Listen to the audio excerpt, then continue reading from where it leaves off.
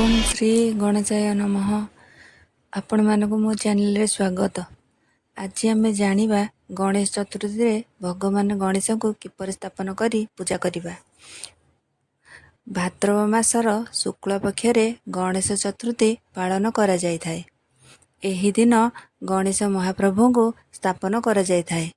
किछि लोक एक दिन, 2 दिन, 5 दिन किंबा केही 10 दिन मध्य गणेश भगवान को स्थापन करिथांती। आपण जेति दिन जाए स्थापन करंतु ना कहीं भगवान गणेशंकर स्थापनर विधि गोटे प्रकार होई थाए। आसंतु देखिबा गणेश भगवानकर पूजा किंबा स्थापन किपरि करिबा। प्रथमे आपण जे स्थान रे गणेश स्थापन करिवे से स्थान को भल भाबरे सफा करिदेबे। ता उपरे एक लाल रंगर सफा वस्त्र को पकेई देबे। वस्त्र उपरे किछि अरुआ चाउल रखी सेही अरुआ चाउल उपरे भगवान गणेश मूर्ति को स्थापन करेबे। मूर्ति को स्थापन कला परे 2टी गुआ रिद्धि सिंधी नाम रे गणेश पाखे बसेबे। चाउल रे स्वस्तिक आकृति करी कलश स्थापन करेबे।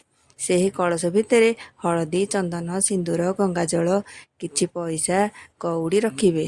कलश उपरे एक भल आंबडाल रखी ता उपरे नड़िया थोई फूल चंदन देबे एवं एक वस्त्र प्रदान करिवे।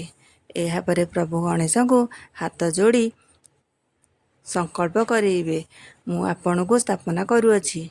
जेतिकी दिन जाए आपण स्थापन करिवे सेतिकी दिन कहिबे एवं कहिबे, हे प्रभु मो द्वारा जदि कौनसी किछि भूल होइछि तेबे मते क्षमा करि दियो। एहा परे पूजा आरंभ करिवे। प्रथमे किछि गंगाजल ठाकुरंग उपरे फूल साहाय्य छिंची देबे। तापरे एक घिया दीपटिए जळेबे।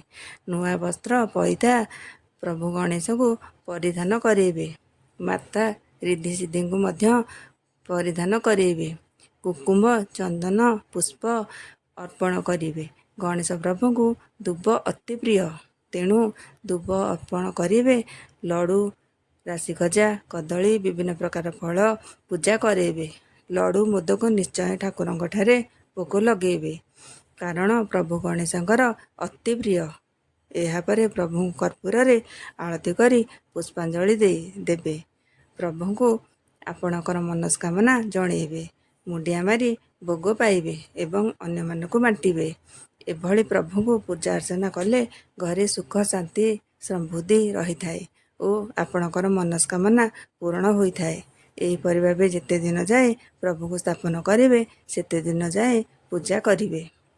एहा परे भल दिन देखि प्रभु को विसर्जन करेबे। जदि आपण मोर एही वीडियो माध्यम रे किछि भी शिखिबा को पाउछंती तेबे वीडियो टिके लाइक करिवे। एही भली वीडियो आगु को पाइबा को चाहथिले चैनल को सब्सक्राइब करि देबे। हैप्पी गणेश पूजा।